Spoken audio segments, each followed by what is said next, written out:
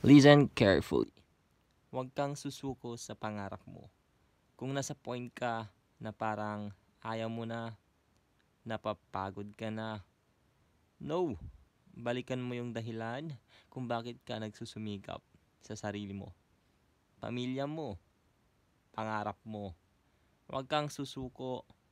Huminga ka ng malalim. Lord, wala kang bagay na binibigay na hindi ko kayang pagtagumpayan. Strengthen mo yung puso ko, i-guide mo ko, turuan mo ko. That's how you pray for it. Huwag kang hihinto kasi walang nananalong sumusuko. Basta manalig ka at magtiwala ka lang. Thank you very much.